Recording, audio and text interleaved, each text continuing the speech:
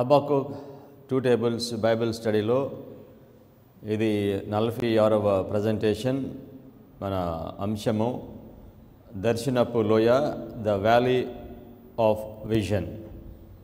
ప్రార్థన చేసుకుని వాక్యాన్ని ప్రారంభించుకుందాం.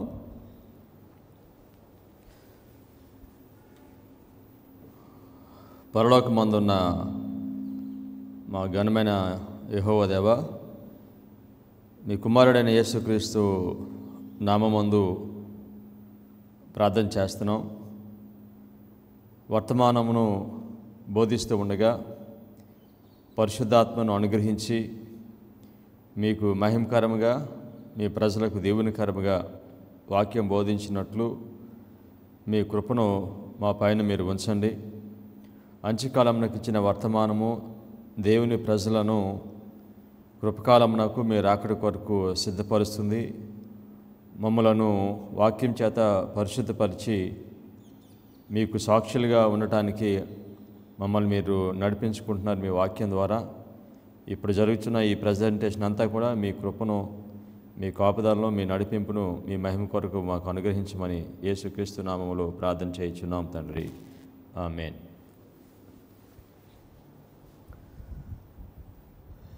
యెషయా వర్తమానము తీసుకొని ఆహాజు దగ్గరికి వెళ్తాడు. దీని గురించి మనం గత కార్యక్రమంలో నేర్చుకున్నాము. సాకిరేవు మార్గముపై కోనేటి కాలువ కడకు యెషయా వర్తమానాన్ని తీసుకుని ఆహాజు దగ్గరకు వెళ్ళాడు. సాకిరేవు అనే మాటకు ఇంగ్లీష్లో ఫుల్లర్స్ ఫీల్డ్ అంటే, ఫుల్లర్స్ ఫీల్డ్ సాకిరేవు దగ్గర ఏమి జరుగుతుంది? శుద్ధీకరణ ప్రక్రియ జరుగుతుంది. దేంతో శుద్ధి చేస్తాడు? సాకిల వాణి సబ్బుతో శుద్ధి చేస్తాడని మనకి మలాకీలో మనము నేర్చుకున్నాము. ఈ ఫుల్లర్స్ ఫీల్డ్ ఇది అడ్వెంటిజంకు సూచనగా ఉంది. అడ్వెంటిజంను దేవుడు శుద్ధి చేయటం ప్రారంభించాడు. యేసుక్రీస్తు వారు కాలంలో యేసుక్రీస్తు వారు మందిరాన్ని 2 సార్లు శుద్ధి చేశాడు. ఇప్పుడు యేసుక్రీస్తు వారు 2వ సారి ఈ లోకానికి రాకమునుపు ఈ లోకాన్ని 2 సార్లు శుద్ధి చేస్తాడు. మొదటిగా దేవుని సంఘాన్ని శుద్ధి చేస్తాడు, తర్వాత లోకాన్ని అంతటిని శుద్ధి చేస్తాడు. ఈ విధంగా అడ్వెంటిజంను శుద్ధి చేయటము 2001లో దేవుడు ప్రారంభించాడు. 2001 నుండి బ్రతుకున్న నీతిమంతులకు, అడ్వెంటిస్ట్లో ఉన్న వారికి తీర్పు ప్రారంభము అయింది. ఆదివారం చట్టము వచ్చినప్పుడు ఈ వర్తమానము అదర్ ఫీల్డ్కి వెళ్తుంది, అనగా లోకమునకు వెళ్తుంది. ఇది 2వ వర్తమానము, ఇది 2వ శుద్ధీకరణ అవుతుంది. ఆదివారం చట్టము గురించి పరిశుద్ధ గ్రంథము అంతటా కూడా మనము చూస్తాము. యెషయా 22వ అధ్యాయము ఇది ఆదివారం చట్టము. ఆ చట్టం వచ్చినప్పుడు దేవుని ప్రజలు ఎలా ఉంటారు అనే దాని గురించి ఇది మాట్లాడుతుంది. దీనిలో 25 వాక్యాలు ఉన్నాయి. ఇవన్నీ కూడా ఈరోజు మనము చదవబోతున్నాము. ఆదివారం చట్టం వచ్చినప్పుడు 2 గుంపులు మనం చూస్తాము. ఈ 2 గుంపులు ఎవరంటే, బుద్ధి కలిగిన వారు, బుద్ధి లేని వారు. బుద్ధి కలిగిన వారు లోకమంతటికి చివరి హెచ్చరిక వర్తమానము బోధించడానికి వాళ్ళు ఎత్తబడతారు, వారు పైకి ఎత్తబడతారు. అయితే బుద్ధి లేని కన్యకులు వారు ఆధ్యాత్మికంగా మృతి చెందుతారు. యెషయా 22వ అధ్యాయము 1వ వచనము. దర్శనపు లోయను గూర్చిన దేవోక్తి, వ్యాలీ ఆఫ్ విజన్. ఇక్కడ నుండే మన టైటిల్ వచ్చింది. దర్శనపు లోయ. లోయ అనే మాట దీనిలో యెరూషలేముకు సూచనగా ఉంది. యెరూషలేము అడ్వెంటిజంకు సూచనగా ఉంది. దర్శనపు లోయ, వ్యాలీ ఆఫ్ విజన్. ఈ దర్శనము ఎవరికి అంటే యెరూషలేమునకు. యెరూషలేం అంటే అడ్వెంటిజంకు. Valley vision for Jerusalem. దర్శనము యెరూషలేముకు, అనగా ఈ దర్శనము అడ్వెంటిజంకి. దీనిలో దర్శనం అనే మాట రాసినప్పుడు దానికి హీబ్రూ పదం ఏమని ఉన్నదంటే చాజోన్. ఇంకొక మాట విజన్ అనే మాటకు ఉపయోగించే పదము మొరే. చాజోన్ అంటే పూర్తి దర్శనము, మొరే అంటే దర్శనంలో ఒక చిన్న భాగము.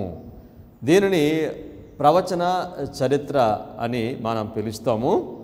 ఇది దర్శనపు లోయ ప్రవచన చరిత్రను మనకి తెలియచేస్తుంది. ఈ ప్రవచన చరిత్ర లేకపోతే మనము గ్రుడ్డివారిగానే ఉంటాము. ఆదివారం చట్టం వచ్చినప్పుడు మనం ఆధ్యాత్మికంగా మృతి చెందుతాము. కనుక ఎవరికైతే ఈ దర్శనపు లోయ వ్యాలీ ఆఫ్ విజన్ ఉంటుందో వారు బుద్ధి కలిగిన కన్యకులుగా ఉంటారు, లేని వారు బుద్ధి లేని వారుగా ఉంటారు. కనుక వారు ఆధ్యాత్మికంగా ఆదివారం చట్టం వచ్చినప్పుడు మృతి చెందుతారు. సామెతలు 29వ అధ్యాయము 18వ వాక్యంలో చెప్పారు, దేవోక్తి లేని ఎడల జనులు కట్టులేక తిరుగుదురు, ధర్మశాస్త్రమును అనుసరించు వాడు ధన్యుడు అని చెప్పాడు. Where there is no vision people perish అని ఇంగ్లీష్లో ఉంటుంది.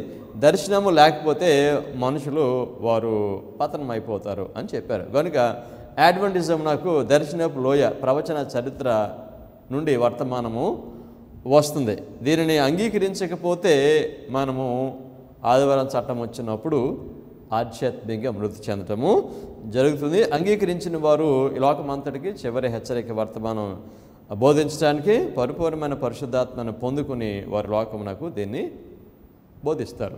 ఈ దర్శనపు లోయ రెండు గుంపులో 2 గ్రూప్స్ గురించి ఇది మాట్లాడుతుంది. ఒక గ్రూపు వారు ఆహాజు ఒక గ్రూపు వారికి సూచనగా ఉన్నాడు. యెషయా మరొక ఇంకో గుంపుకు ఆయన సూచనగా ఉన్నాడు. ఆహాజు అనే ఈ గుంపుకు వారికి దర్శనం లేదు, ప్రవచన చరిత్ర లేదు, అంటే దాన్ని వారు తృణీకరించారు. అయితే యెషయా సూచనగా ఉన్న ఈ సమూహము లేకపోతే ఈ గుంపుకు వారికి దర్శనం ఉంది, ప్రవచన చరిత్ర ఉంది. అనగా శిలోయం అనే నీళ్ల ద్వారా వారి యొక్క గురుడితనమును కడుగుకున్నవారు. అయితే శిలోయం అనే నీళ్ల ద్వారా వారి యొక్క గురుడితనమును కడుగుకొనని వారు బుద్ధి లేని కన్యకులు. దీని గురించి యెషయాకు వర్తమానం ఇచ్చి ఆయన బోధించమన్నప్పుడు దేవుడు, నువ్వు వెళ్ళి వారికి బోధిస్తావు కానీ వారు స్వస్థత పడరు, వారు స్వస్థత పొందటానికి ఇష్టపడరని ఆ దేవుడు యెషయాకు చెప్పాడు. అనగా ఆ లీడర్షిప్ వారు ఈ వర్తమానం అంగీకరించరు, కానీ దేవుని ప్రజలు మాత్రం దీనిని అంగీకరిస్తారు. యెషయా 6వ అధ్యాయము 9-10 వాక్యాలు. ఆయన, నీవు పోయి ఈ జనులతో ఇట్లా అనుము, మీరు నిత్యము వినుచుందురు గాని గ్రహింపకుందరు, నిత్యము చూచుచుందురు గాని తెలుసుకొనకుందరు. వారు కనులతోటి చూచి, చెవులతో విని, హృదయంతో గ్రహించి, మనస్సు మార్చుకొని స్వస్థత పొందకపోవునట్లు ఈ జనుల హృదయమును క్రొవ్వు చేసి, వారి చెవులు మందపరిచి, వారి కన్నులు మోయించమని చెప్పాను. యెషయా ఈ వర్తమానం తీసుకుని వెళ్ళినప్పుడు వారు స్వస్థత పొందరు. అనగా ఈ వర్తమానాన్ని వారు అంగీకరించరు. శిలోయమైన నీళ్లను అనే వర్తమానాన్ని వారు అంగీకరించరు. కనుక ఎవరి దగ్గరికి అయితే ఈ యెషయా వెళ్ళి బోధిస్తున్నారో వారు గ్రుడ్డివారు. కనుక ఆ గ్రుడితనం పోవాలని యేసుక్రీస్తు వారు ఒక గ్రుడ్డివారిని ఆ శిలోయమైన నీళ్ళకి వెళ్ళి కళ్ళు కడుక్కోమని చెప్పినప్పుడు ఏ విధంగా స్వస్థత పొందాడో, అదేవిధంగా లౌడీషియన్స్ ఈ వర్తమానం అంగీకరించినప్పుడు వారి గుడ్డితనమునకు స్వస్థత కలుగుతుంది. అయితే ఎందుకు ఈ వర్తమానం వారు తృణీకరిస్తారు? ఎందుచేతనంటే జెఫన్యా 1వ అధ్యాయము 5వ వచనము వారు ఏం చేస్తున్నారో చెప్తున్నాడు దీనిలో. జెఫన్యా 1:5 మిద్దెల మీదకి ఎక్కి ఆకాశ సమూహములకు మ్రొక్కు వారిని యెహోవా పేరు బట్టియు, బయలుదేవత తమకు రాజను దాని నామమును బట్టియు మ్రొక్కి ప్రమాణము చేయవారిని నేను నిర్మూలము చేయదును. వీళ్ళు ఏం చేస్తున్నారు?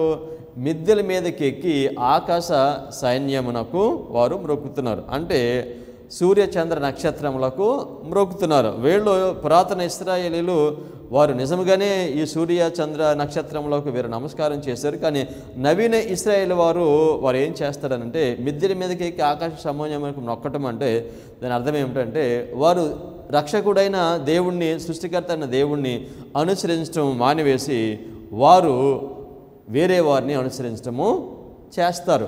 ఈ విధంగా పరిశుద్ధ గ్రంథంలో మనం చూస్తాము, సౌలు ఆయన కర్ణ పిశాచు దగ్గరికి వెళ్తాడు. దేవుని దగ్గరికి వెళ్లకుండా, దేవుని అనుసరించకుండా వెళ్తాడు. దీన్ని ఏమంటారంటే స్పిరిచువలిజం. అయితే మనిషి దేవుణ్ణి అనుసరిస్తాడు, లేకపోతే దేవుని అనుసరించకపోతే, దేవుని మాట అనుసరించకపోతే దాన్ని ఏమని పిలుస్తారంటే స్పిరిచువలిజం. కర్ణ పిశాచు దగ్గరికి వెళ్ళటము. కనుక దేవుడిచ్చిన వర్తమానాన్ని పక్కన పెట్టి వేరే వర్తమానాన్ని తీసుకుంటే దాన్ని ఏమని పిలుస్తారంటే స్పిరిచువలిజం అని పిలుస్తారు. ఆ విధంగా చేస్తే వారిని ఏమని చేస్తానని చెప్పాడు, నిర్మూలము చేస్తాను. మిద్దెల మీదకి ఎక్కి ఆకాశ సమూహమును ఎవరైతే మొక్కుతున్నారో, దేవుని వర్తమానం పక్కన పెట్టి వేరే దాన్ని ఎవరైతే అంగీకరిస్తున్నారో వారిని నిర్మూలము చేస్తానని దీనిలో చెప్పాడు. జెఫన్యా 1:6-7 వాక్యాలు. యెహోవాను అనుసరింపక, అంతకుముందు వాక్యములు ఏమన్నాడు, ఆకాశ సమూహంలో మొక్కటం అని చెప్పాడు. ఆకాశ సమూహంలో మొక్కటం అంటే ఏంటి, దీనిలో చెప్తున్నాడు, యెహోవాను అనుసరింపక ఆయనని విసర్జించి ఆయన యొద్ద విచారణ చేయని వారిని నేను నిర్మూలము చేసేదను. అనగా దేవుడిచ్చిన వర్తమానాన్ని ప్రక్కన పెట్టి వారు ప్రొటెస్టెంట్ వారి దగ్గరికి వారి యొక్క ఆలోచనలను దాన్ని వారు తీసుకోవటం అన్నమాట. సో యెహోవాను అనుసరింపక ఆయన అనుసరించి ఆయన యొద్ద విచారణ చేయని వారిని నేను నిర్మూలన చేసేదను. ప్రభువైన యెహోవా దినము సమీపమాయను, ఆయన బలి ఒకటే సిద్ధపరచుచున్నాడు, తాను పిలిచిన వారిని ఆయన ప్రతిష్ఠించుచున్నాడు. యెహోవా సన్నిధిని మౌనంగా ఉండు. దీనిలో రెండు గ్రూప్స్ మనం చూస్తున్నాము, రెండు గ్రూపులను మనం చూస్తున్నాము. ఒక గ్రూప్ను దేవుడు నిర్మూలం చేస్తున్నాడు, ఒక గ్రూప్ను ఆయన ప్రతిష్ఠించుచున్నాడు. ఇప్పుడు ఈ విధంగా అడ్వెంటిజంలో రెండు గ్రూప్స్ ఉన్నాయి, బుద్ధి కలిగిన వారు, బుద్ధి లేని వారు. బుద్ధి కలిగిన వారిని ఆయన శుద్ధి చేస్తున్నాడు, కనుక శుద్ధి చేసిన వారిని ఆయన సిద్ధపరుస్తున్నాడు ఒక పని కొరకు. అయితే దీన్ని తృణీకరించిన వారిని నిర్మూలము చేస్తున్నాడు. ఈ విధంగా శుద్ధి చేయటము ఇది ప్రారంభమైంది 2001లో.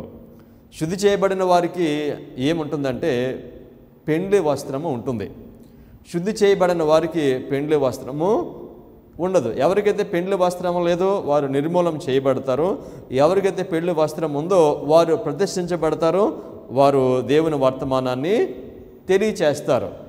పెండ్లి వస్త్రము అనగా దేవుని యొక్క గుణశీలత. దేవుడు సంఘమును శుద్ధి చేయటం అంటే సంఘమునకు ఆయన యొక్క గుణశీలతను, ఆయన క్యారెక్టర్ని శిలోయమైన నీళ్ళ ద్వారా దేవుడు వారికి అనుగ్రహిస్తున్నాడు. కనుక అడ్వెంటిజంలో రాంగ్ వెడ్డింగ్ గార్మెంటు ఉంటుంది చాలామందికి. సో వారిని దేవుడు శిక్షిస్తాడు.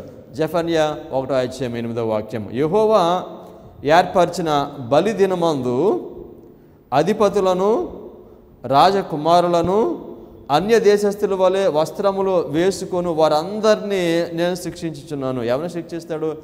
ఎవరైతే అన్యుల వలె వారు వస్త్రములు వేసుకుంటున్నారు, అనగా పెళ్లి వస్త్రం లేదు వాళ్ళకి, వారు వేరే పెళ్లి వస్త్రాన్ని వేసుకుంటున్నారు. వారు దేవుడు యేసుక్రీస్తు వారు ఇచ్చే ఆ పెళ్లి వస్త్రాన్ని కాకుండా. కనుక వారిని ఏం చేస్తానని చెప్పాడు, నేను వారిని శిక్షిస్తాను. ఎప్పుడు?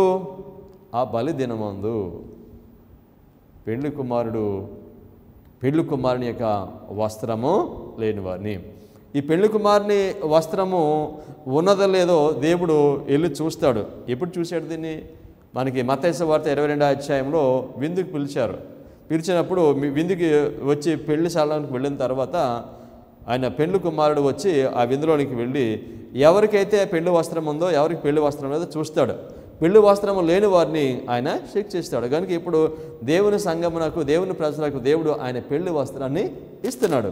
కనుక ఈ పెళ్లి వస్త్రం లేకపోతే దేవుడు వారిని శిక్షిస్తాడు. ఈ పెళ్లి వస్త్రము ఉన్నదో లేదో చూడటాన్ని దాన్ని ఏమని పిలుస్తామనంటే పరిశీలన తీర్పు, ఇన్వెస్టిగేటివ్ జడ్జ్మెంట్. అడ్వెంటిజంలో ఉన్న ప్రజలకు, ఈ బ్రతుకున్న వారికి తీర్పు 2001లో ప్రారంభమైంది. మత్తయి సువార్త 22:11-13 వరకు. రాజు కూర్చున్న వారిని చూడ లోపలికి వచ్చి అక్కడ పెండ్లి వస్త్రము ధరించుకొనని ఒకరిని చూచి, స్నేహితుడా, పెండ్లి వస్త్రము లేక ఇక్కడికి ఎలాగ వచ్చితవని అడుగగా వాడు మౌని అయి ఉండెను. అంతటా ఆ రాజు వీని కాళ్ళు చేతులు కట్టి వెలుపట చీకటిలోనికి త్రోసివేయడి, అక్కడ ఏడుపును పండ్లు కొరుకుటయో ఉండునని పరిచారకులతో చెప్పాను. పెండ్లి వస్త్రము లేకపోతే వారిని శిక్షిస్తున్నాడు. ఆదివారం చట్టం వచ్చినప్పుడు శిక్షించడం అంటే ఆధ్యాత్మికంగా వీళ్ళు మృతి చెందుతారు. ఎందుకు వీళ్ళకి పెళ్లి వస్త్రము లేదు? మిద్దెల మీదకి ఎక్కి ఆకాశ సైన్యమును వారు మ్రొక్కుతున్నారు. అనగా దేవుణ్ణి అనుసరింపకుండా, దేవుడిచ్చిన వర్తమానం అంగీకరించకుండా వారు వేరే మెథడ్స్ను, వేరే వర్తమానాన్ని వారు అంగీకరించారు, దానిని వారు బోధిస్తున్నారు. అందుచేతనే ఆదివారం చట్టం వచ్చినప్పుడు దేవుడు వారికి తీర్పు తీరుస్తాడు. ఇది మోసము. పెళ్లి వస్త్రము లేకపోవటము మోసము. ఎవరికైతే పెళ్లి వస్త్రం లేదో వారు మోసపోతారో వారు వేరే వాళ్ళని కూడా మోసము చేస్తారు. జెఫన్యా 1:9. మరియు ఇండ్ల గడపలు దాటి వచ్చి యజమానుని ఇంటిని మోసంతోనూ బలాత్కారంతోనూ నింపువారిని ఆ దినమందు నేను శిక్షింతును. ఎవరిల్లు? యజమానుని ఇంటిని మోసంతోనూ బలాత్కారంతోనూ నింపువారు. ఎవరు వీళ్ళు అనగా ఎవరైతే శీలేమని ఈ వర్తమానం తృణీకరిస్తారో వారు మోసపోతారో, వారు మోసపోయి ఇతరులను మోసం చేస్తారు. యజమానుని ఇల్లు ఎవరంటే అడ్వెంటిజం. దేవుడు ఈ ప్రపంచంలో సువార్త ప్రకటించడానికి ఎన్నుకున్న ప్రజలు వారు దేవుడిచ్చిన వర్తమానాన్ని ప్రక్కన పెడతారు వాళ్ళు. కనుక వారు మోసపోతారు, తర్వాత వేరే వారిని వారు మోసం చేస్తారు. దీని గురించి ఆ 2వ తెస్సలోనికీయులకు 2వ అధ్యాయము 10-12 వరకు రాస్తున్నారు. దుర్నీతిని పుట్టించు సమస్త మోసంతోనూ నశించుచున్న వారిలో సాతాను కనపరచు బలమును అనుసరించి యుండును. ఇందుచేత సత్యమును నమ్మక దుర్నీతి యందు అభిలాష గలవారు సత్యమును నమ్మక. ఏమి సత్యం ఇది? దేవుని సంఘమునకు ఆయన 2001లో వర్తమానం ఇస్తున్నాడు. ఈ సత్యం నమ్మకపోతే ఏం జరుగుతుంది? దీని గురించి మిసెస్ వైట్ రాస్తున్నారు. Come back to old paths రాసినప్పుడు ఈ వర్సెస్ ఆవిడ మిసెస్ వైట్ కోట్ చేస్తున్నారు. కనుక 2001లో వచ్చిన వర్తమానాన్ని తృణీకరిస్తే ఏం జరుగుతుందో చెప్తున్నారు 11వ వాక్యంలో. ఇందుచేత సత్యమును నమ్మక దుర్నీతి యందు అభిలాష గలవారు అందరూ శిక్షావిధి పొందుటకై అబద్ధమును నమ్మనట్లు మోసం చేయు శక్తిని దేవుడు వారికి పంపుచున్నాడు. కనుక ఈ వర్తమానాన్ని తృణీకరిస్తే వారు అపవాది చేతిలో మోసపోతారు. వారు మోసపోయి ఇతరులను వారు మోసము చేస్తారు. కనుక ఆదివారం చట్టం వచ్చినప్పుడు ఏం జరుగుతుందంటే దేవుని సంఘంలో ఉన్న ప్రజలు ఎవరైతే దీన్ని తృణీకరించారో వారికి పెళ్లి వస్త్రం లేదు, వారు ఆధ్యాత్మికంగా వారు మృతి చెందుతారు. యెషయా 22:2వ వాక్యము. ఏమి వచ్చి నీలోని వారందరూ మేడల మీదకి ఎక్కి ఉన్నారు. మేడల మీదకి ఎక్కడం అంటే దేవుని కాకుండా వేరే వాళ్ళని అనుసరించడం. మేడల మీదకి ఎక్కి ఉన్నారు. అల్లరితో నిండి కేకలు వేయ పురమా, ఉల్లాసముతో బొబ్బులు పెట్టు దుర్గమా, నీలో హతులైన వారు ఖడ్గమ చేత హతము కాలేదు, యుద్ధములో వధింపబడలేదు. ఎవరు అడ్వెంటిజంలో ఈ వర్తమానం తృణీకరించిన వారు హతులైపోవటం అంటే వారు కత్తితో చేత వారు వధింపబడలేదు, ఆధ్యాత్మికంగా వారు మృతి చెందారు. ఈ వర్తమానము వచ్చినప్పుడు 2001లో ఏ వర్తమానం అని పిలిస్తే మనం 7వ బోర వర్తమానం. ఈ వర్తమానం తృణీకరిస్తే వారు హతులైపోతారు, ఆధ్యాత్మికంగా వారు మృతి చెందుతారు. యెషయా 22:3. నీ అధిపతులందరూ కూడి పారిపోగా వీలు కాండ్ర చేత కొట్టబడకుండా పట్టబడిన వారైరి. మీలో దొరికిన వారందరూ పట్టబడి దూరమునకు పారిపోయిరి. వీరిని ఎవరు వీళ్ళని కడతారని చెప్తున్నాడు. వీలు కాండ్ల చేత కొట్టబడకుండా పట్టబడిరి. దీనిలో they are bound by archers, కట్టబడ్డారు. ఈ వర్తమానము తృణీకరించిన వారు ఆర్చర్స్ అంటే వీలు కాండ్రు చేత వారు కట్టబడ్డారు. ఈ వీలు కాండ్రు ఎవరు అంటే, వీలు కాండ్రు అంటే బాణములను వేసేవారు. ఈ వీలు కాండ్రు చేత అడ్వెంటిజంలో ఉన్నవారు వారు కట్టబడతారు. They will be bound. ఎందుకు కట్టబడతారు? ఎవరి చేత వీళ్ళు కట్టబడతారు అంటే వీలు కాండ్ల చేత కట్టబడతారు. వీలు కాండ్రు ఎవరు? వీలు కాండ్ల చేత కట్టబడటం అంటే ఏమిటో మనము చూద్దాం. వీలు కాండ్ల చేత కట్టబడటం అంటే మత్తయి సువార్త 13:30వ వచనము. కోతకాలం వరకు రెండింటినీ కలిసి ఎదుగనీయుడి. కోతకాలమందు గురుగులను ముందుగా కూర్చి వాటిని కాల్చివేయటకు కట్టలు కట్టి గోధుమలను నా కొట్టులో చేర్చి పెట్టుడని కోతగాండ్రతో చెప్పుదును. గురుగులు గోధుమలు ఉన్నాయి. ఈ రెండింటిని వేరు చేయటము చేస్తాడు. వేరు చేసి ఈ గురుగులను కట్టేస్తాడు. These tares will be bound. కట్టేసిన తర్వాత వాటిని ఏం చేస్తారో కాల్చి వేస్తారు. ఈ విధంగా ఈ గురుగులను గోధుమలను వేరు చేసే ఈ ప్రక్రియ అడ్వెంటిజంలో ఎప్పుడు ప్రారంభమైంది? 2001లో ప్రారంభము అయింది. కనుక ఆచర్స్ ద్వారా వీళ్ళ కాండ్ర ద్వారా వీళ్ళు కట్టబడతారు అని అంటే వేరుపరుస్తున్నాడు, వేరుపరిచి ఒకరిని కడుతున్నాడు. సో కనుక ఇప్పుడు వీళ్ళు కాండ్రు అంటే ఎవరు? వీళ్ళ చేత అడ్వెంటిజంలో ఉన్న బుద్ధి లేని కన్యకులు కట్టబడుతున్నారు అగ్నిలో వేయటానికి. సో వీళ్ళు ఎవరు? వీళ్ళు కాండ్రు అంటే ఎవరు? యెషయా 21:17 కేదారీల బలాఢ్యుల వీళ్ళు కాండ్లలో శేషించువారు కొద్దివారు అగుదురు, అలాగున జరుగునని ఇశ్రాయేలు దేవుడైన యెహోవా సెలవిచ్చుచున్నాడు. వీళ్ళెవరు? వీళ్ళు కాండ్రు ఎవరు?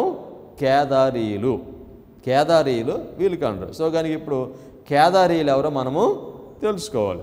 ఆదికాండము 25:13 ఇష్మాయేలు జ్యేష్ఠ కుమారుడైన నెబాయోతు, కేదారు, అబ్దయేలు, మిబ్మాము. ఎవరు ఈ కేదారు? కేదారు ఇష్మాయేలు వంశం నుండి వస్తున్నాడు. అనగా ఈ కేదారు ఎవరికి సూచనగా ఉన్నాడు? లేకపోతే వీళ్ళు కాండ్రు ఎవరికి సూచనగా ఉన్నారు? వీళ్ళు కాండ్రు ఇస్లాంకు సూచనగా ఉన్నారు. వీళ్ళు ఎక్కడి నుంచి వస్తారు? తూర్పు దేశం నుండి వస్తారు. ఇస్లాం ద్వారా బుద్ధి లేని కన్యకులు వారు కట్టబడతారు. ఇది ఎలా జరుగుతుందో చూద్దాం. వీళ్ళెవరో తూర్పు నుంచి వచ్చే ప్రజలు.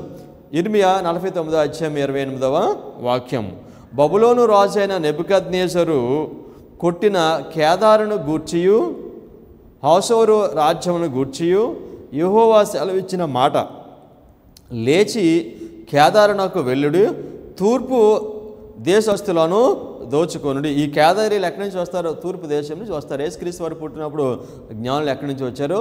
తూర్పు దేశం నుండి వారు వచ్చారు. అయితే ఈ ఇస్లాం ద్వారా ఈ గురుగులు లేకపోతే బుద్ధి లేని కన్యకులు ఏ విధంగా వీళ్ళు కట్టబడతారు అని అంటే 2001లో వచ్చిన వర్తమానాన్ని తృణీకరిస్తారు. 2001లో వచ్చిన వర్తమానం ఎక్కడి నుంచి వస్తుంది? ఇది ఇస్లాం నుంచి 7వ బోర్ నుంచి వస్తుంది. అనగా వీళ్ళు ఆఖరి 3 బోర్లో ఇవి శ్రమలు, 5, 6, 7 బోర్లు, 5వ బోర 6వ బోర వర్తమానాన్ని, 5వ బోర ఇస్లామే, 6వ బోర ఇస్లామే, 7వ బోర ఇస్లాం. కనుక 5, 6 బోర్లో వారు ఈ వర్తమానాన్ని తృణీకరించారు. వాళ్ళు దీన్ని ఇస్లాం అని వారు నమ్మట్లేదు. కనుక 7వ బోర వచ్చినప్పుడు 2001లో వారు ఈ వర్తమానాన్ని తృణీకరిస్తున్నారు. ఈ వర్తమానాన్ని తృణీకరించడానికి కారణం ఏమిటంటే ఆఖరి 3 బోర్లు అవి శ్రమలని, అవి ఇస్లాం గురించి మాట్లాడుతున్నాయని వారు దీన్ని తృణీకరించారు. అందుచేతనే 7వ బోర వర్తమానం వచ్చినప్పుడు వారు దానిని అర్థం చేసుకోలేకపోతున్నారు. కనుక అందుచేత ఈ వర్తమానం తృణీకరించడమే వారు గురుగులుగా కట్టబడటం నాకు అది సూచనగా ఉంది. వీళ్ళు దర్శనపు లోయను వీరు తృణీకరిస్తున్నారు. వీళ్ళు అందుచేత వీళ్ళ కాళ్ళ చేత కట్టబడుతున్నారని సూచన ప్రాయంగా దేవుడు మనకు తెలియచేస్తున్నాడు. ఎప్పుడైతే మీరు తిరిగి పురాతన మార్గంకు రండి అనే వర్తమానము 2001 నుంచి బోధించడం జరుగుతుందో, ఈ వర్తమానము అంగీకరిస్తే అప్పుడు వాళ్ళు రక్షించబడతారు. లేకపోతే ఈ వర్తమానం అంగీకరించకపోతే కనుక వీళ్ళు కాళ్ళ చేత వాళ్ళు కట్టబడతారు అని ఈ వాక్యం ద్వారా దేవుడు మనకు తెలియచేస్తున్నాడు. ఆదివారం చట్టం వచ్చినప్పుడు ధర్మశాస్త్రాన్ని బ్రేక్ చేస్తారు, ధర్మశాస్త్రాన్ని మేరటం జరుగుతుంది. ఇంతవరకు దీన్ని ఇండైరెక్ట్గా ధర్మశాస్త్రాన్ని దీన్ని మేరటమే కానీ అఫీషియల్గా దీన్ని మేరటం అనేది ఆదివారం చట్టం వచ్చినప్పుడు జరుగుతుంది. ఆదివారం చట్టం వచ్చినప్పుడు ప్రాకారములు కూలిపోతాయి. ప్రాకారం కూలిపోయినప్పుడు ఏం జరుగుతుంది? యెరూషలేము అది నాశనము అవుతుంది, యెరూషలేము పట్టబడుతుంది. యెరూషలేమును పట్టుకోవాలంటే ముందు దాని చుట్టూ ఉన్న ప్రాకారమును పట్టుకోవాలి, దాన్ని పడగొట్టాలి. ఆ ప్రాకారమును పడగొట్టడము ఆదివారం చట్టం నాకు సూచనగా ఉంది. ఆదివారం చట్టం వచ్చినప్పుడు యెరూషలేము పట్టబడుతుంది అనగా యెరూషలేము దేని సూచనగా ఉంది? అడ్వెంటిజం సూచనగా ఉంది. అడ్వెంటిజంలో ఉన్న బుద్ధి లేని కన్యకులు ఆదివారం చట్టం వచ్చినప్పుడు వాళ్ళు పట్టబడతారు.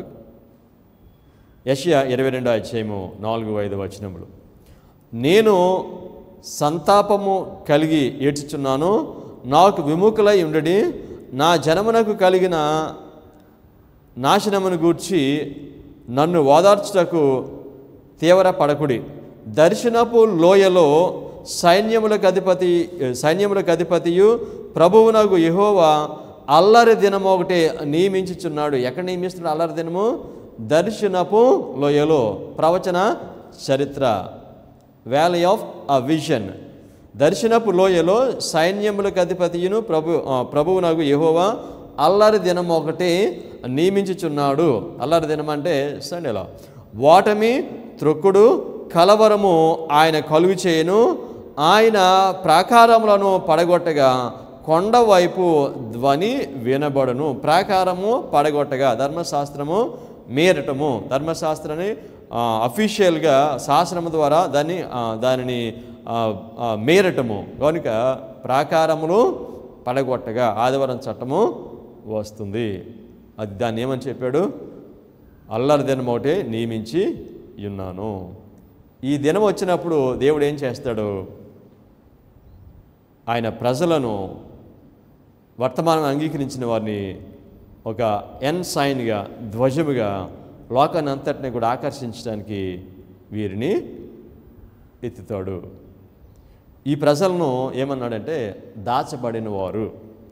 దాచబడిన వారు ఎవరంటే దేవుని ప్రజలు. యెషయా 22:6 ఏలాము యోధులను, రథములను, రౌతులను సమకూర్చి అంబుల పొదని వహించి ఉన్నది. కీరుడాలుపై గవిసెన తీసెను. ఏలాము అనే మాటకి అర్థం ఏమిటంటే హిడెన్, దాచబడిన. యోధులు అనగా లిఫ్టెడ్. దాచబడిన వారు ఒక ధ్వజముగా ఎత్తబడుతున్నారు. ఎప్పుడు? ఆదివారము చట్టం వచ్చినప్పుడు. దీనిలో అన్నాడు కీరుడాలుపై గవిసెన తీసేదను. కీరుడాలు అంటే వాల్, గోడ. సో గవిసెనపై తీసేదని అన్కవర్, వీళ్ళని దాచబడిన వారిని నేను బయలుపరుస్తాను అని చెప్పాడు. ఇప్పుడు ఆదివారం చట్టం వచ్చినప్పుడు దాచబడిన వారు ఎవరు? అడ్వెంటిజంలో బుద్ధి కలిగిన కన్యకులు, వారిని ఏపుతాడు. వీరు ఏం చేస్తారు? వీళ్ళు దాచబడిన వారికి మొట్టమొదటిగా ఎవరిని మనం సూచనగా చెప్తాము? ఏషియా. వీళ్ళు ఏం వర్తమానం బోధిస్తారు? 7వ బోర వర్తమానాన్ని బోధిస్తారు. Come back to old path అనే వర్తమానాన్ని వీరు బోధిస్తారు. దాచబడిన వారు దేవుని ప్రజలని నిర్ధారణ చేయడానికి ఒక వాక్యం చదువుదాం. కీర్తనలో 83:2-3 నీ శత్రువులు అల్లరి చేయుచున్నారు, నిన్ను ద్వేషించువారు తల ఎత్తి ఉన్నారు. నీ ప్రజల మీద వారు కపటోపాయములు పన్నుచున్నారు. నీవు మరుగుచొచ్చిన వారి మీద ఆలోచన చేయుచున్నారు. వీళ్ళు మరుగుచొచ్చిన వారు హిడెన్ పీపుల్. వీళ్ళు దాచబడటం అంటే అర్థం ఏమిటంటే మహోన్నతుని నీడలో వీరు దాచబడ్డారు. మహోన్నతుని యొక్క అస్తముల కింద వీరు దాచబడ్డారు. ఎందుకనగా వారు ఒక ధ్వజముగా ఎత్తబడి లోకమంతటిని ఈ వర్తమానము బోధించడానికి. ఈ ఆదివారం చట్టం వచ్చినప్పుడు వర్తమానాన్ని తృణీకరించిన వారు మానవుని యొక్క బలం మీద ఆధారపడతారు.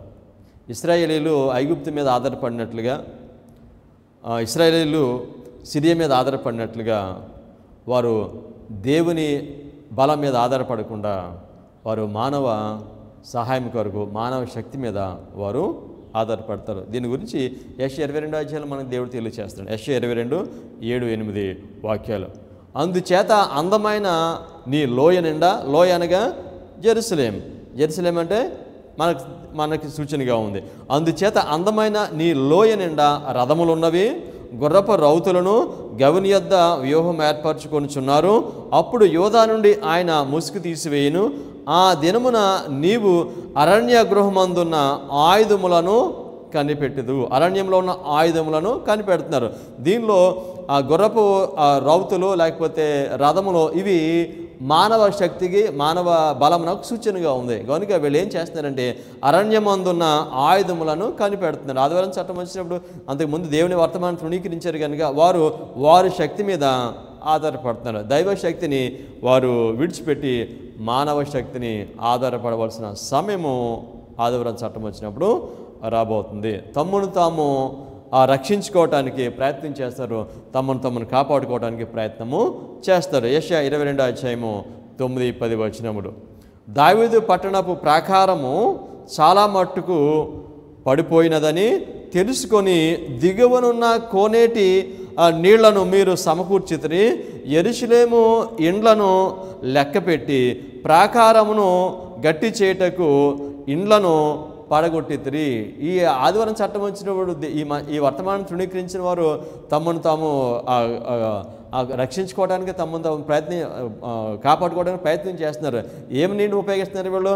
దిగువ కోనేటి నీళ్లను మీరు సమకూర్చుకుంటున్నారు. దేవుడిచ్చిన వర్తమానం ప్రక్కన పెట్టారు. ఇప్పుడు వీళ్ళు వర్తమానం తృణీకరించారు కనుక వాళ్ళ యొక్క స్థితి ఏంటో వాళ్ళకి తెలుస్తుంది ఇప్పుడు. సో అయితే వీళ్ళు కోనేటి నీళ్ళు ఇప్పుడు కావాలనుకుంటున్నారు, అంతకుముందు ఇచ్చినప్పుడు దానిని వారు తృణీకరించారు. యెషయా 22వ అధ్యాయం 11వ వాక్యము. పాత కోనేటి నీళ్లు నిలుచుటకు ఆ రెండు గోడల మధ్యను చెరువు కట్టితిరి. ఆయనను దాన్ని చేయించిన వాని వైపు మీరు చూచిన వారు కారు. పూర్వకాలమున దాన్ని నిర్మించిన వానిని మీరు లక్ష్య పెట్టకపోతిరి. హిజ్కియా ఏం చేశాడు? ఆయన గీహోను నుండి యెరూషలేముకు కాలువ తవ్వాడు. గీహోను నుండి నీళ్లు యెరూషలేముకు వస్తున్నాయి. గీహోను నుండి వచ్చే నీళ్లు యెరూషలేముకు వచ్చినప్పుడు ఆ వచ్చిన నీళ్లు దేనిగా అవి ఏర్పడుతున్నాయి? అవి శిలోయముగా ఏర్పడుతున్నాయి. అయితే ఈ కాలంలో హిజ్కియా తవ్వాడు, కానీ వాస్తవంగా ఎవరు తవ్వారు దీన్ని? దేవుడు తవ్వించాడు దీన్ని తవ్వినవాడు దేవుడు. అయితే ఆ నీళ్లను మీరు తృణీకరించి మీరేం చేశారంటే మిద్దెల మీదకి ఎక్కి ఆకాశ సైన్యమును మీరు అనుసరించారు. నేను ఇచ్చిన ఈ వర్తమానాన్ని మీరు తృణీకరించారు. హబక్కుకు 2 టేబుల్స్ మీద ఈ వర్తమానాన్ని మీరు తృణీకరించి మానవ ఆచార్య మానవ ఉద్దేశాలను బట్టి మీరు మనుషుల యొక్క జ్ఞానంతో మీరు వాక్యాన్ని అనుసరించారు మీరు. సో అందుచేత అంటున్నాడు, నేను ఇచ్చిన నీళ్లను మీరు తృణీకరించారని స్పష్టంగా చెప్తున్నాడు. పూర్వకాలమున దాన్ని నిర్మించిన వానిని మీరు లక్ష్యము చేయకపోయారు అని చెప్పాడు. ఆదివారం చట్టము వచ్చినప్పుడు బ్రతుకున్న నీతిమంతులకు, అడ్వెంటిజంలో ఉన్న వారికి ముందు తీర్పు అయిపోతుంది. ఈ విధంగా బ్రతుకున్న వారికి తీర్పు జరుగుతుందని ఒక వర్తమానం పంపించాడు. కనుక మీరు మారు మనసు పశ్చాత్తాప పడాలని దేవుడిచ్చిన వర్తమానాన్ని ఆయన ప్రజలు దానిని నిర్లక్ష్యము చేస్తారు. యెషయా 22:12. ఆ దినమున ఏడ్చుటకును అంగలార్చుటకును తలబోడి చేసుకొనుటకును గోనిపట్ట కట్టుకొనుటకును సైన్యములకు అధిపతియగు ప్రభువునగు యెహోవా మిమ్మును పిలువగా. ఎందుకు యెహోవా వీళ్ళని పిలుస్తున్నాడు? దేనికి పిలుస్తున్నాడు? ఏడ్చుటకు అంగలార్చుటకు, గోనిపట్ట కట్టుకొని తలబోడి చేసుకున్నటకు. ఇవి దేనికి సూచనగా ఉంది? పాత నిబంధన గ్రంథంలో ప్రధాన యాజకుడు సంవత్సరమునకు ఒకసారి అతి పరిశుద్ధ స్థలమునకు వెళ్తాడు. దీనిని ప్రాయశ్చిత్త దినం అంటారు. ఇంగ్లీష్లో జడ్జ్మెంట్ అని పిలుస్తారు, ఇన్వెస్టిగేటివ్ జడ్జ్మెంట్. ఈ ప్రాయశ్చిత్త డే ఆఫ్ అటాన్మెంట్ అని పిలుస్తారు. ఈ యొక్క ప్రాయశ్చిత్త దినము దేనికి సూచనగా ఉంది అనగా డే ఆఫ్ అటాన్మెంట్కి ఇది సూచనగా ఉంది. పరిశీలన తీర్పుకు ఇది సూచనగా ఉంది. ప్రధాన యాజకుడు అతి పరిస్థితులకు వెళ్ళినప్పుడు సంవత్సరానికి ఒకసారి దేవుని ప్రజలందరూ కూడా బయట ఉండి వారు పశ్చాత్తాపంతో వారి పాపములను ఒప్పుకొని వారు దేవుని సన్నిధిలో ఉంటారు. కనుక ఇది దేనికి సూచనగా ఉందంటే పరిశీలన తీర్పుకు సూచనగా ఉంది. కనుక దీనిలో అంటున్నాడు, నేను ఈ పరిశీలన తీర్పు జరుగుతున్నప్పుడు నేను మిమ్మల్ని పిలుస్తున్నాను ఏడ్చుటకు అంగలార్చుటకు. కనుక మీ పాపములను బట్టి మీరు పశ్చాత్తాపడండి, మారు మనసు పొందండి అని నేను పిలిచినప్పుడు వారు ఏమైనా సమాధానం చేస్తున్నారు? ఈ విధంగా పిల్లడు ఎప్పుడు ప్రారంభించాడు? 2001 నుంచి ప్రారంభించాడు. 2001 నుంచి అడ్వెంటిజంలో ఉన్న బ్రతుకున్న వారికి తీర్పు జరుగుతుంది. కనుక ఆయన పిలిచినప్పుడు వారు ఇచ్చిన సమాధానము ఎలా ఉంటుందో చూస్తాం. ఈ యొక్క పరిశీలన తీర్పు అయిపోయిన తర్వాత ఇక క్షమాపణ ఉండదు. ఇక క్షమాపణకి మనం చేసిన తప్పిదమును క్షమాపణ కలగదు. మనం చేసిన పాపమునకు ప్రాయశ్చిత్తము కలగదు. ఆదివారం చట్టం రాక మునిపే మనము మన పాపమును బట్టి పశ్చాత్తాపడి మన పాపమును ఒప్పుకోవాలి. ఆదివారం చట్టం వచ్చినప్పుడు దానికి ప్రాయశ్చిత్తం ఇక ఉండదు, మన పాపమును క్షమాపణ ఇంకనూ ఉండదు. యెషయా 22:13-14 వాక్యాలు. రేపు చచ్చిపోదము గనుక తిందుము త్రాగోదము అని చెప్పి ఏమంటున్నాడు? మీరు తలబోడు చేసుకుని మీరు అంగలార్చి మీరు ఏడవమని చెప్తే మీ పాపాల నిమిత్తము వీళ్ళని చెప్తున్నారండి, రేపు చచ్చిపోదము గనుక తిందుము త్రాగుదము అని చెప్పి ఎడ్లను వధించుచు గొర్రెలను కోయచు మాంసము తినుచు ద్రాక్షారసము త్రాగుచు మీరు సంతోషించి ఉత్సహించుదురు. కాగా ప్రభువును సైన్యములకు అధిపతియు నాకు యెహోవా నాకు ప్రత్యక్షుడై నాకు వినబడినట్లు ఇట్లు అనుచున్నాడు, మీరు మరణము కాకుండా, ఏ మరణం ఇది? ఆధ్యాత్మిక మరణం. మీరు నా మరణము కాకుండా ఈ మీ దోషమునకు ప్రాయశ్చిత్తము కలుగుదని ప్రభువును సైన్యములకు అధిపతియు నాకు యెహోవా ప్రమాణపూర్వకముగా సెలవిచ్చుచున్నాడు. మీ దోషమునకు ఇక క్షమాపణ ప్రాయశ్చిత్తము కలుగుదు. ఇప్పుడు మన దోషమునకు ప్రాయశ్చిత్తము కలిగే కాలంలో మనం ఉన్నాము. అయితే ఒక సమయం వస్తుంది, ఆ సమయం వచ్చినప్పుడు మన పాపమునకు ప్రాయశ్చిత్తము కలుగుదు, మన ఆధ్యాత్మికంగా మరణిస్తాము. అయితే యేసుక్రీస్తు వారు రెండోసారి వచ్చినప్పుడు వారు ఫిజికల్గా శాశ్వతంగా నాశనము అవుతారు. సో మనం ఇప్పుడు ఏ కాలంలో ఉన్నాము? బ్రతుకున్న వారికి తీర్పు తీరుస్తున్నాడు. ఈ తీర్పు తీర్చినప్పుడు దేవుని ఇంటి యొద్ద నుండి ఈ తీర్పు ప్రారంభమవుతుంది. అడ్వెంటిజం వారికి 2001లో తీర్పు ప్రారంభమైంది. కనుక మీ పాపం నిమిత్తము మీరు పశ్చాత్తాపడి మారు మనసు పొంది మీ తల బోడు చేసుకోమని సూచనప్రాయంగా చెప్తున్నాడు. ఏమని చెప్తున్నాడు దేవుని ప్రజలతో? యెషయా 22:15 ప్రభువును సైన్యములకు అధిపతియు నాకు యెహోవా ఎలాగూ సెలవిచ్చుచున్నాడో, గృహ నిర్వాహకుడైన షెబ్నా అను ఈ విచారణకర్త యొద్దకు పోయి అతనితో ఇట్లనుము. యెషయాతో అన్నాడు, ఎక్కడికి వెళ్ళమని చెప్పాడు? షెబ్నా దగ్గరికి వెళ్ళమని చెప్పాడు. ఈ షెబ్నా అంటే అర్థం ఏంటి? షెబ్నా అంటే ఎగ్జాల్ట్ యువర్ సెల్ఫ్, తను తాను హెచ్చించుకోవటము. యెషయాకు అంతకుముందు ఆహాజ్ అని మనం నేర్చుకున్నాము. ఇప్పుడు ఆహాజుకు ఇంకొక సూచనగా ఎవరిని ఉపయోగిస్తున్నాడు? షెబ్నా ఉపయోగిస్తున్నాడు. అనగా ఈ వర్తమానము సిలోయం అనే వర్తమానం 2001లో అడ్వెంటిజంకి వెళ్ళినప్పుడు ఈ వర్తమానం అంగీకరించకపోవడానికి కారణం ఏమిటంటే సెల్ఫ్ ఎగ్జాల్టేషన్, తమ్మును తాము హెచ్చించుకోవటము. కనుక ఎవరి దగ్గరికి వెళ్ళమని చెప్పాడు? షెబ్నా. ఈ షెబ్నా ఆహాజుకు సూచనగా ఉన్నాడు. ఆహాజు అడ్వెంటిజంలో ఉన్న ఫూలిష్ వర్జిన్స్కి నాయకత్వం నాకు సూచనగా ఉన్నాడు. యెషయా 22:16-17 ఇక్కడ నీకేమి పని, ఇక్కడ నీకెవరున్నారో, నీవిక్కడ సమాధిని తొలిపించుకునేలా ఎత్తైన స్థలమున సమాధిని తొలిపించుకొనిచున్నాడు, శిలలో తనకు నివాసము తొలిపించుకొనిచున్నాడు. ఇదిగో బలాఢ్యుడొకని విసిరివేయినట్లు యెహోవా నిన్ను వడిగా విసిరివేయను, ఆయన నిన్ను గట్టిగా పట్టుకొనును. యెహోవా ఏం చేస్తున్నాడంటే వీరిని విసిరేస్తున్నాడు.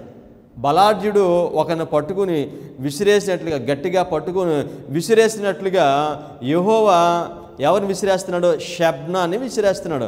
షెబ్నా అంటే ఎవరికి సూచనగా ఉన్నాడు? ఆహాజు సూచనగా ఉన్నాడు. ఎందుకు విసిరేస్తున్నాడు అని అంటే వీళ్ళకి వర్తమానం వచ్చినప్పుడు దానిని వాడు తృణీకరిస్తున్నాడు, అందుచేత విసిరేస్తున్నాడు. దీనిని ఈ విశ్లేష ప్రజలు ఎవరు? వీళ్ళు షెబ్నా, ఆహాజ్ ఎవరికి సూచనగా ఉన్నారు? ప్రకటన గ్రంథంలో లౌడీషియన్స్, లౌదేకియాలకి సూచనగా ఉన్నారు.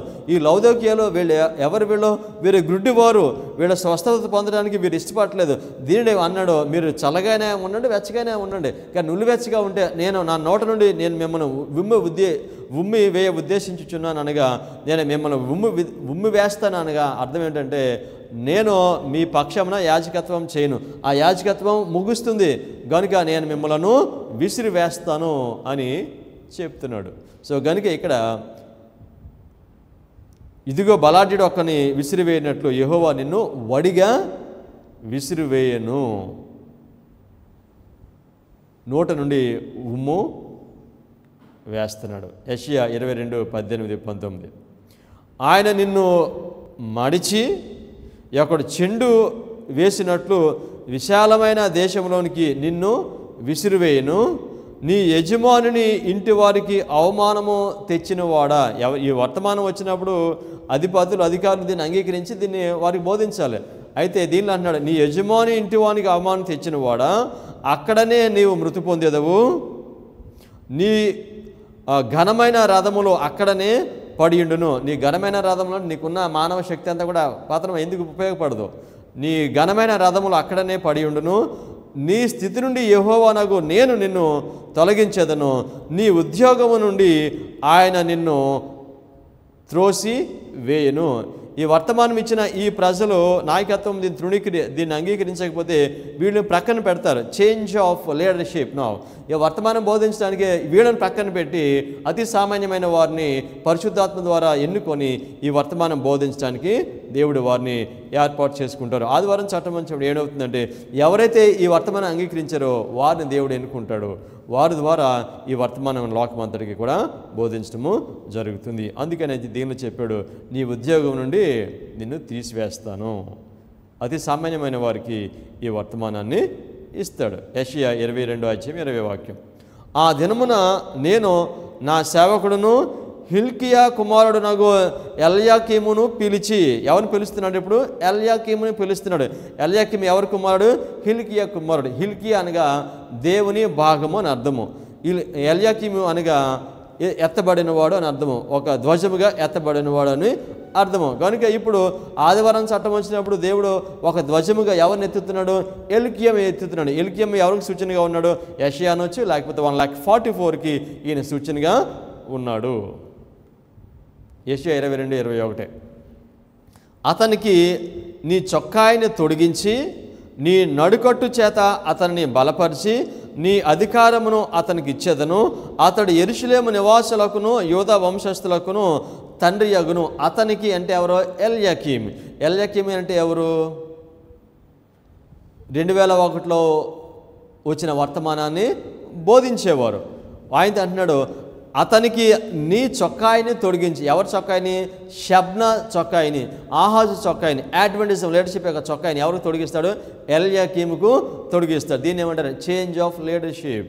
144,000 మందిని ప్రపంచం అంతటికి కూడా వర్తమానం అంగీకరించడానికి దేవుడు ఎల్యాకీముని ఆయన లేపుతున్నాడు. ఎప్పుడది? ఆదివారము చట్టము వచ్చినప్పుడు. యెషయా 22:22 నేను దావీదు తాళపు అధికార భారమును అతని భుజం మీద ఉంచెదను, అతడు తీగ ఎవడను మూయజాలడు, అతడు మూయిగా ఎవడను తీయజాలడు. ఇప్పుడు ప్రపంచం నాకు ఇచ్చే వర్తమానము ఎవరి చేతుల్లోకి ఎవరికి ఇస్తున్నాడు? ఎల్యాకీముకి ఇస్తున్నాడు.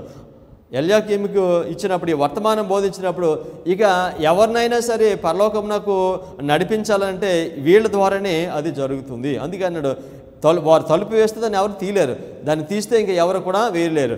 వాక్యాన్ని బోధించే అధికారాన్ని దేవుడు వాళ్ళకి ఇస్తాడు. పరలోకం వైపు నడిపించే వర్తమానాన్ని దేవుడు వారికి ఇస్తాడు. వీళ్ళని ఎన్నుకోవడానికి, ఎల్యాకీముని ఎన్నుకోవడానికి కారణం ఏమిటంటే ఇతను విశ్వాసం ద్వారా ఆ దర్శనపు లోయను చూచి ఇతను ఎక్కడికి వెళ్తాడు? ఇతను అతి పరిశుద్ధ స్థలానికి వెళ్తాడు. అక్కడికి వెళ్ళి ఆయన శుద్ధి చేయబడ్డాడు కనుక వీళ్ళని ఆయన వర్తమానం బోధించడానికి ఎన్నుకున్నాడు. దీనిని ఏమంటాడంటే యెషయా 22:23 దిట్టమైన చోట మేకు కొట్టినట్లు నేను అతని స్థిరపరిచేదను, అతడు తన పితరుల కుటుంబమునకు మాన్యత గల సింహాసనముగా ఉండును. ఇతన్ని ఎక్కడ కొడతానని చెప్పాడు? దిట్టమైన చోట మేకు కొట్టినట్లు నేను అతన్ని ఎల్యాకీమ్ కడతానని చెప్పాడు. దిట్టమైన చోట మేకు కొట్టినట్లు అతన్ని స్థిరపరిచేదను. ఆయన స్థిరపరిచే స్థలం ఏమిటంటే దిట్టమైన చోట. ఈ దిట్టమైన చోట స్థిరపరిచేదను. ఇది దేనికి సూచనగా ఉందంటే దిట్టమైన చోట స్థిరపరచదను అనగా అతి పరిశుద్ధ స్థలము. దిట్టమైన చోట అతి పరిశుద్ధ స్థలము. అక్కడ ఇతన్ని మేకుకు కొడతాడు. ఎజ్రా 9:8 అయితే ఇప్పుడు మా దేవుడు మా నాత్రములకు వెలిగించి మా దాస్యంలో మమ్మను కొంచెము తెప్పరిల్ల చేయనట్లుగాను మాలో ఒక శేషము ఉండనిచ్చినట్లుగాను తన పరిశుద్ధ స్థలమందు మమ్మును స్థిరపరచినట్లుగాను. ఎక్కడ స్థిరపరుస్తాడు?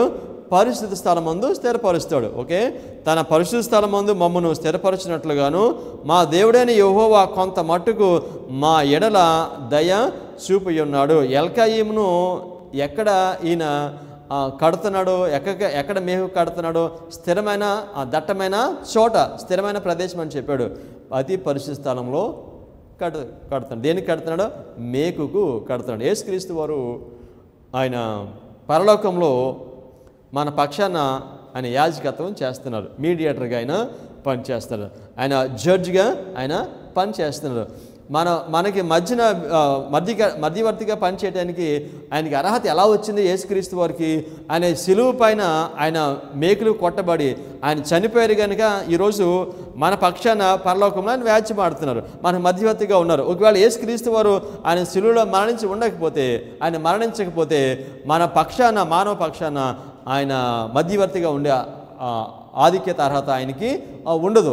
కనుక యేసుక్రీస్తు వారు 1844 సంవత్సరంలో అతి పరిశుద్ధ స్థలానికి వెళ్ళి బ్రతుకున్న వారికి ఆయన తీర్పు తీరుస్తున్నారు. ఇప్పుడు 2001 నుండి 1844 చనిపోయిన వారికి తీర్పు జరగటం ప్రారంభమైంది.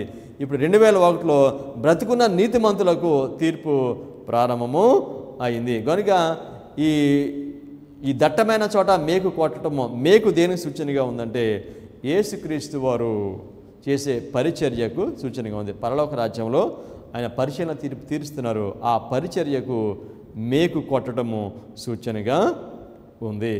ఎల్యాకీము వారి దర్శనం ద్వారా, విశ్వాసం ద్వారా వారు అతి పరిశుద్ధానికి వెళ్తారు. వెళ్ళినప్పుడు వారి పాపమును పూర్తిగా దేవుడు తీసేసిన తర్వాత వారితో నిబంధన చేస్తాడు. నిబంధన చేసి వారిని ఒక ధ్వజముగా పైకెత్తి లోకమంతటికి కూడా వర్తమానము వారి చేత దేవుడు బోధిస్తాడు. కనుక ఈ దట్టమైన చోట మేకు కొట్టడము పరిశుద్ధ స్థలంలో దేవుడు చేసే పరిశీలన తీర్పుకు అది సూచనగా ఉంది. యాజకత్వ సేవకు అది సూచనగా ఉంది. మధ్యత్వానికి అది సూచనగా ఉంది. యెషయా 22:24 గిన్నెల వంటి పాత్రలను, బొడ్ల వంటి సమస్తమైన చిన్న చెంబులను, అనగా అతని పితరుల సంతాన సంబంధులకు పిల్లజల్లందరినీ అతని మీద వేలాడించేదని. అతనంటే ఎవరు? ఎల్యాకీము, పైకి ఎత్తబడిన వారు. వీరు దేవుని ప్రజలందరినీ కూడా పిలుస్తారని చెప్పాడు. యెషయా 22:25 సైన్యములకు అధిపతి యెహోవా ఇలాగూ సెలవిచ్చుచున్నాడు, ఆ దినమున దిట్టమైన చోట స్థిరపరచబడిన ఆ మేకు ఓడదీయబడి తెగవేయబడి పడును, దాని మీదనున్న భారము నాశనమగును, అలాగున జరుగునని యెహోవా సెలవిచ్చుచున్నాడు. ఆ దినమున దిట్టమైన చోట స్థిరపరచబడిన మేకు ఓడదీయబడును. ఆ దినము అంటే ఆదివారం చట్టం వచ్చినప్పుడు బ్రతుకున్న నీతిమంతులకి, అడ్వెంటిజంలో ఉన్న వారికి ఏం చేస్తున్నాడు? ఆ మేకును తీసేస్తున్నాడు. అనగా ఆయన చేసే ఈ సేవను యేసుక్రీస్తు వారు నిలిపివేస్తున్నారు. దాన్ని ఏమంటారు? Close of probation. Very good. కృపకాలము ముగించబడటం. ఆ దినమందు, ఎంత స్పష్టంగా చెప్పాడు, ఆ దినమందు దిట్టమైన చోట స్థిరపరచబడిన ఆ మేకు ఓడదీయబడుతుంది. ఆదివారం చట్టం వచ్చినప్పుడు బ్రతుకున్న నీతిమంతులు, అడ్వెంటిజం ఉన్న వారికి పరిశీలన తీర్పు అయిపోతుంది. ఇక దేవుడు వారికి యాజకత్వము చేయడు. నో మీడియేషన్, క్షమాపణ లేదు. ఆ సమయంలో దేవుని ప్రజలు పరలోకంలో మధ్యవర్తి లేకుండా మనము నిలబడలే. ఆదివారం చట్టం వచ్చిన తర్వాత పాపంలో క్షమాపణ లేదు. కనుక మనం పాపం చేయకుండా ఉండాలి. వారు పాపం చేయకుండా దేవుడు వాళ్ళకి ఏమి ఇస్తాడు? పరిశుద్ధాత్మను ఇస్తాడని. ఆదివారం చట్టం వచ్చినప్పటికీ ఆ మేకు ఓడ తీసేయడం జరుగుతుంది. ఇక పాపం నాకు క్షమాపణ లేదు, పాపం చేయకుండానే ఆ మనిషి జీవిస్తాడు. అందుకని ఆదివారం చట్టం వచ్చినప్పటికీ దేవుడు ఆయన ప్రజలకు ఆయన పెండ్లి వస్త్రాన్ని ఇస్తాడు. అందుకని ఆ పెళ్లి వస్త్రం ఉందో లేదో ఇప్పుడు పరిశీలన చేస్తున్నాడు. యేసుక్రీస్తు వారు పరలోకంలో ఆయన పరిశీలన తీర్పు చేస్తున్నారు. ఈ విధంగా తీర్పు చేస్తున్నప్పుడు ఒక వర్తమానం మనకి ఇవ్వబడుతుంది. ఆ వర్తమానం అంగీకరిస్తే శుద్ధి చేయబడతాము. ఆ వర్తమానం అంగీకరించకపోతే బుద్ధి లేని కన్యకలుగా మనం ఉంటాం. ఆ వర్తమానం అంగీకరిస్తే యేసుక్రీస్తు పరలోక రాజ్యంలో చేసే ఆ పరిచర్య వల్ల మనకు మేలు కలుగుతుంది. ఆ వర్తమానం అంగీకరించకపోతే యేసుక్రీస్తు వారు చేసే పరిచర్య వలన మనకు మేలు కలుగదు. కనుక ఈ వర్తమానము తృణీకరించడం అంటే అర్థం ఏమిటంటే యేసుక్రీస్తు వారు చేసే పరిచర్యను తృణీకరించడమే. ఆయన చేసే పరిచర్య వలన ఇటువంటి మేలు కలుగదు. ఆఖరి స్టేట్మెంట్ మనం చదువు ఇంగ్లీష్ ఎలెన్ వైట్ నుండి, గ్రేట్ కాంట్రవర్సీ, పేజ్ 430 and 431. ఇది లాంగ్ స్టేట్మెంట్, నేను అంతా చదవట్లేదు, ప్రాముఖ్యమైన లైన్స్ మాత్రమే చదువుతున్నాను. It is those who by faith follow Jesus in the great work of the atonement who receive the benefits of his mediation in their behalf, while those who reject the light which brings to view this work of ministration are not benefited thereby. పరలోకములో బ్రతుకున్న నీతిమంతులకు తీర్పు ప్రారంభమైంది అని ఈ వర్తమానము ఎవరైతే అంగీకరించలేదో, ఎవరైతే దీన్ని తృణీకరించారో వారికి యేసుక్రీస్తు వారు చేసే పరిచర్య వలన వారికి ఎటువంటి ఉపయోగము లేదు. మీరు ఆలోచించండి, ఇది ఎంత ప్రమాదకరమో. మీరు తిరిగి పురాతన మార్గంలోకి రండి అని ఈ వర్తమానం తృణీకరిస్తే యేసుక్రీస్తు వారు పరలోక రాజ్యంలో చేసే ఆ పరిచర్య వలన ఆ మనిషికి ఏమి ఉపయోగం లేదు, అనగా అతనికి పాప క్షమాపణ ఉండదు. ఈ విధంగా ఆ యూదులు యేసుక్రీస్తు వారు ఆయన వచ్చి ఆయన బోధించినప్పుడు ఆయనను తృణీకరించారు. కనుక యేసుక్రీస్తు వారు చనిపోయి ఆయన పరలోకమునకు వెళ్ళి ఆయన యాజకుడిగా మన పక్షాన ఆయన వ్యాజ్యమాడుతూ ఉంటే, మన పక్షాన మధ్యవర్తిగా ఉంటే ఆయన చేసే పరిచర్య వలన యూదులకి ఎటువంటి మేలు కలగలేదు. ఎందుకనగా ఇచ్చిన వర్తమానాన్ని వారు తృణీకరించారు. దీని గురించి మిస్సెస్ వాటి ఈ పేజెస్లో చాలా స్పష్టంగా చెప్పారు. గ్రేట్ కాంట్రవర్సీ 430 to 431లో చెప్పారు. యూదులు వారు ఇచ్చిన వర్తమానం తృణీకరించారు కనుక యేసుక్రీస్తు వారు చేసిన పరిచర్య వలన వారికి ఎటువంటి మేలు కలగలేదని చెప్పారు. Statement continues. The condition of the unbelieving Jews illustrate the condition of the careless and unbelieving among professed Christians who are willingly ignorant of the work of our merciful high priest. కనుక యూదులు ఏ విధంగా అయితే యేసుక్రీస్తు వారి ద్వారా వచ్చిన వర్తమానాన్ని తృణీకరించారో అందుచేత వారు యేసుక్రీస్తు వారి పరలోకంలో చేసే పరిచర్య వలన వారికి ఏమీ మేలు కలగలేదు. అది దేనికి సూచనగా ఉందంటే ఇప్పుడు ప్రస్తుతంలో ఉన్న కాలంలో ఉన్న ప్రజలకు కూడా అదే జరుగుతుంది. వాళ్ళు విల్ఫుల్ ఇగ్నోరెంట్, వాడు ఇష్టపూర్వకంగానే ఈ వర్తమానాన్ని తృణీకరిస్తున్నారు. కనుక పరలోక రాజ్యంలో యేసుక్రీస్తు వారు చేసే ఈ పాప క్షమాపణ నిమిత్తం చేసే ఈ పరిశీలన తీర్పు వచ్చినప్పుడు వాళ్ళకి ఎటువంటి మేలు కలగదు. సో కనుక ఈ వర్తమానం తృణీకరించడం ఎంత ప్రమాదం మీకు అర్థమవుతుందా? Statement continues. How much more essential in this antitypical day of atonement that we understand the work of our high priest and know what duties are required of us. Mrs White దీనిలో అన్నారు, we understand the work of our high priest. మనము యేసుక్రీస్తు వారు పరలోకంలో చేసే ఈ ప్రధాన యాజకుడి యొక్క ఈ పనిని మనం అర్థం చేసుకోవాలి. ఇప్పుడు anti typical day of atonement అంటే పాత నిబంధన గ్రంథంలో ఒక దినం వస్తుంది. ఆ దినం వచ్చినప్పుడు చనిపోయిన వారికి ముందు తీర్పు జరుగుతుంది, తర్వాత బ్రతుకున్న వారికి తీర్పు జరగబోతుంది అనేది తెలియచేయడం కొరకు పాత నిబంధన గ్రంథంలో ప్రాయశ్చిత్తార్థ దినం అనేది ఒకటి పెట్టాడు దేవుడు. ఆ ప్రాయశ్చిత్త దినం ఏం తెలియచేస్తుందంటే ఒకరోజు పరలోకం దేవుడు చేయబోయే పరిచర్యను మనకు తెలియచేస్తుంది. సో కనుక ఇప్పుడు దీన్ని యాంటీ టిపికల్ డే అంటే సూచనప్రాయంగా ఉన్నది ఇప్పుడు నెరవేరుతుంది. ఇప్పుడు నెరవేరుతుంది. ఇప్పుడు పరలోకంలో అది దేవుడు చేస్తున్నాడు. కనుక ఇప్పుడు ఆ కాలంలో ఉన్న ప్రజలు దాన్ని తృణీకరిస్తే ఏం జరిగిందో ఆ ప్రాయశ్చిత్త దినమందు ఇప్పుడు అదే జరగబోతుంది. సో కనుక పరలోకంలో ఇప్పుడు దేవుడు పరిశీలన తీర్పు చేస్తున్నాడు. ఇది మనకు తెలియకపోతే ఆయన చేసే పరిచర్య వలన మనకేమి ఉపయోగము లేదు. కానీ చాలామంది ప్రజలు ఏమనుకున్నా తెలుసు, అడ్వర్టైజింగ్లో ఇంకా యేసుక్రీస్తు వారు పరలోకంలో బ్రతుకున్న వారికే తీర్పు తీరుస్తున్నారు అనుకుంటున్నారు వాళ్ళు. చనిపోయిన వారికే తీర్పు తీరుస్తున్నారు అనుకుంటున్నారు. చనిపోయిన వారికి తీర్పు అయిపోయిందండి, బ్రతుకున్న వారికి తీర్పు రాలేదు. చాలామంది ఇదే మాట చెప్తున్నారు. అలా వారికి ఆలోచన లేదు, అవగాహన లేదు. బ్రతుకున్న వారికి తీర్పు ప్రారంభమైందని అవగాహన వారికి ఎంత మాత్రం కూడా లేదు. ఇంకా యేసుక్రీస్తు 1844లో ఆ పరిశీలన తీర్పు ప్రారంభించారు. ఇంకా చనిపోయిన వారికే తీర్పు తీరుస్తున్నారు అనుకుంటున్నారు. కానీ చనిపోయిన వారి నుండి బ్రతుకున్న వారికి తీర్పు ప్రారంభమైంది అనే విషయాన్ని వారు గ్రహించలేదు.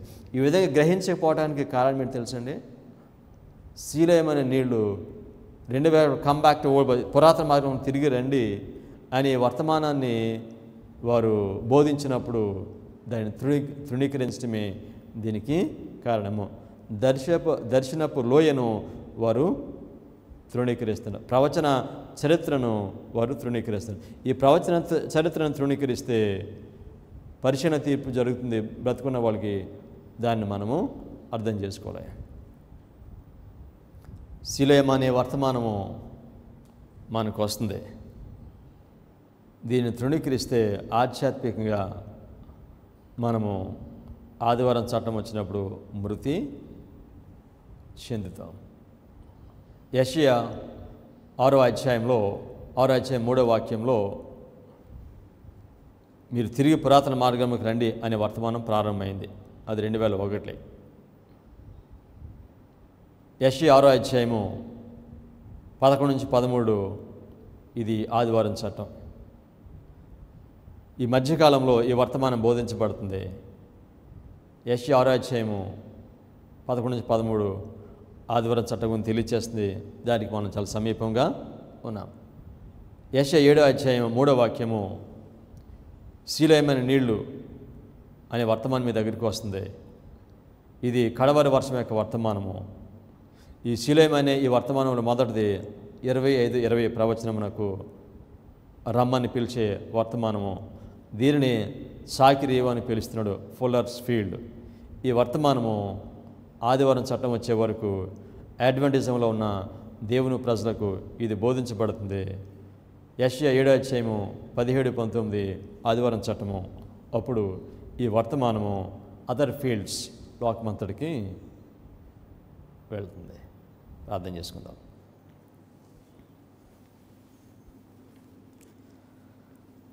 సర్వశక్తి కలిగిన పరలోకపు తండ్రి, మీ అపారమైన ప్రేమ చేత కృప చేత మమ్మల్ని మీరు నడిపిస్తున్నారు. మమ్మల్ని శుద్ధి చేసే వర్తమానాన్ని మీరు 7వ బోర ద్వారా మీరు మాకు అనుగ్రహించారు. ప్రవచన చరిత్ర మేము అర్థం చేసుకుంటేనే ఇప్పుడు ఇస్తున్న వర్తమానాన్ని మేము అర్థం చేసుకోగలుగుతాం. దర్శనపు లోయ మీరు మాకు అనుగ్రహించారు ప్రభా. దీనిని గ్రహించడానికి మీ ప్రజలందరికీ మీరు పరిశుద్ధాత్మను దయచేస్తున్నారు. ఈ వాక్యంని వినిచిన మీ ప్రజలను మీరు ఆశీర్వదించండి. అపవాది శక్తి నుండి వారికి కాపుదల మీరు అనుగ్రహించమని మీ కుమారుడైన యేసుక్రీస్తు నామములో ప్రార్థన చేయించున్నాం తండ్రి. ఆమేన్.